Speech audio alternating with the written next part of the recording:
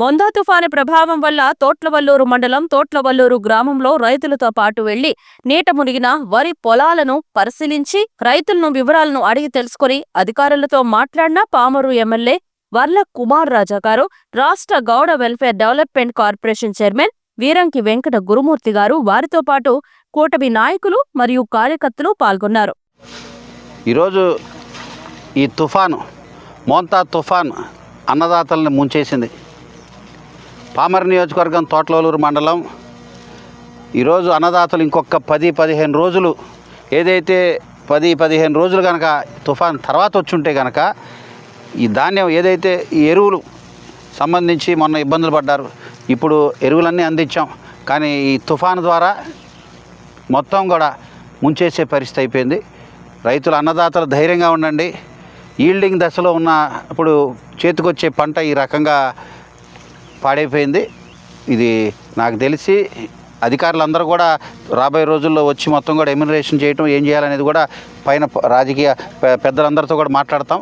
కానీ ఒక విషయం నేను తెలియజేసేది, అన్నదాతలు అధైర్యపడొద్దు, ధైర్యంగా ఉండండి. పాల దశలో ఉంది, సరిగ్గా ఇంకొక 10-15 రోజులు అయి ఉంటే కనుక పంట చేతికి వచ్చేది. కానీ ఇప్పుడు పరిస్థితి ముందుకి వెనక్కి వెళ్ళలేకుండా మొత్తం కూడా దాదాపుగా పంట సగానికి సగం నష్టమైంది. మిగిలిన సగం కూడా ఇప్పుడు ఖర్చు పెరిగిపోయింది, ఖర్చు కూడా పెరిగిపోయింది.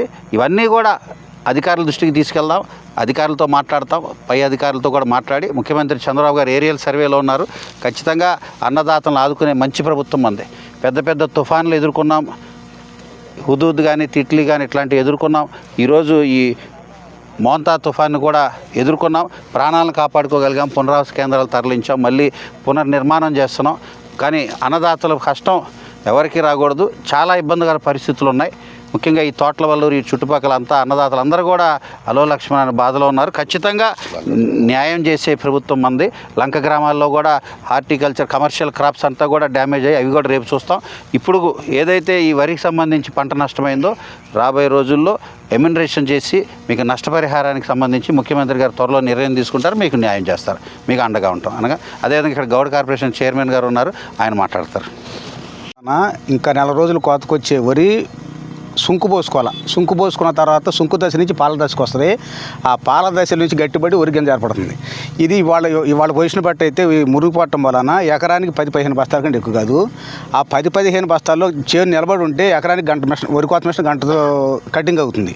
ఇవాళ అది 3 గంటలు పడుతుంది. 3 గంటల్లో ఈ ట్రాన్స్పోర్ట్తో 7 బస్తాలు ఖర్చులే పోతుంది. రైతు విపరీతంగా నష్టపోయాడు. పైగా రెండో పంట చల్లుకోవడానికి మినములు కానీ పెసలు కానీ జిమ్ముతానికి అది ఆకుంటం వలన నేల తాకదు, గింజ మొలవదు. ఇక ప్రత్యామ్నాయంగా వరి తప్పితే అపరాలు వేసుకోవడానికి కూడా ఛాన్స్ లేదు. ఇది రైతుకి తీరని దెబ్బ. రూపాయి వేస్తే 30 ఖర్చు అయిపోతుంది. ఆ పావులో కూడా ట్రాన్స్పోర్ట్కి ఏమి ఉండదు, ₹1 కూడా. గవర్నమెంటు రైతులను ఆదుకోవాలని, ఇది కాకుండా వరి, తోమలపాకు, బొప్పాయి అన్నీ కూడా నేలమట్టం అయిపోయింది. అవి రూపాయి పోయినాయి. దీన్ని బట్టి గవర్నమెంట్ ద్వారా మేము బీమా చేయించాం. ఆ బీమా సొమ్ము నష్టపరిహారం వచ్చేట్టుగా ముఖ్యమంత్రి గారి దృష్టికి ఎమ్మెల్యే గారి ద్వారా తెలియపరుచుకుంటున్నాం. మరి మనకి అకాలంగా వచ్చినటువంటి ఈ మంతా తుఫాన్ ఏదైతే ఉందో, గత 2 రోజులుగా గౌరవ ముఖ్యమంత్రి నారా చంద్రబాబు నాయుడు గారు సచివాలయంలోనే ఉండి మొత్తం రాష్ట్ర వ్యాప్తంగా శిబిరాలు పెట్టించి తీర ప్రాంతాల్లో ఉండే వాళ్ళందరిని బయటికి తీసుకొచ్చి, అదేవిధంగా కృష్ణా జిల్లా లాంటి ప్రాంతంలో కూడా పూరిలో ఉండే వాళ్ళకి శిబిరాలు పెట్టి చక్కగా వాళ్ళకి ఆహారం, అదేవిధంగా వైద్యం, ఆరోగ్యం అన్నీ కూడా చూశారు.